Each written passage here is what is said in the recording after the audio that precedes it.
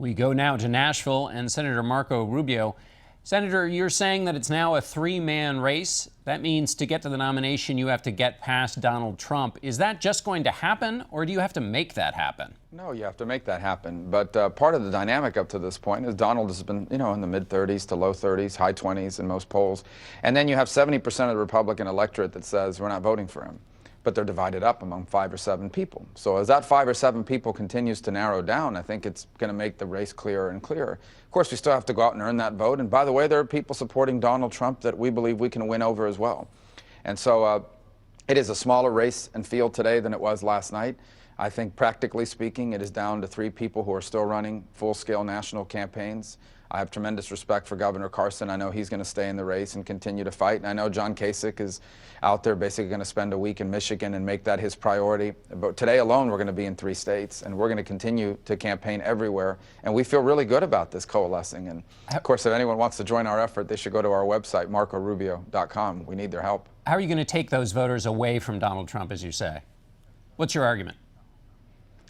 Well, I think here's the argument. Number one, I'm very realistic about the challenges we face. Okay, I've seen it up close. In 2010, it's why I ran for the Senate 5 years ago. I've only been there 5 years, but it's been enough time to know the damage Barack Obama has done to this country. But while I'm realistic about our challenges, I'm optimistic about our future. There are a few things, and if we do them, we're going to have the greatest era in our history. And I've detailed what those things are specifically. And I think that's important. If you're running to be president of the United States, you can't just tell people you're going to make America great again. I think you need to begin to explain exactly how you're going to do it, policy-wise. We're not going to win a general election with a candidate that refuses to detail policy. Obviously, Donald still has time to do that, and then we can have a policy debate about whose ideas are better.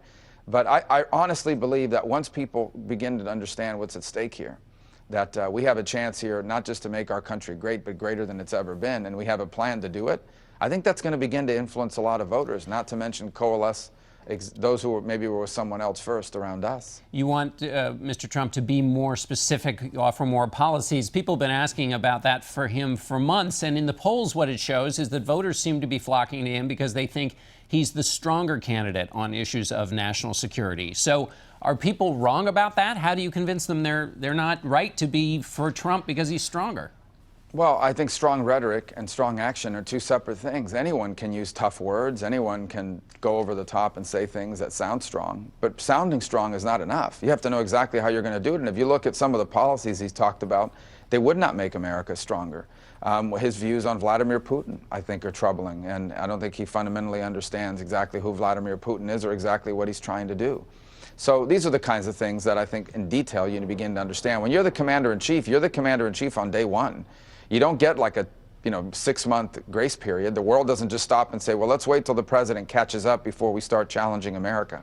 You've got to know what you're doing on your very first day there. So, look, this is not an attack or anything of that nature. It's just a very simple observation. If you want to be president, you have to start detailing some specific public policy.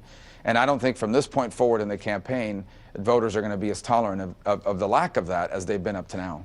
What else other than on Vladimir Putin would you expect to see specific policy from him on? Oh, I mean, on everything, on health care. I mean, we all agree we're going to repeal Obamacare, but what will you replace it with? And that's something we've detailed. He is not.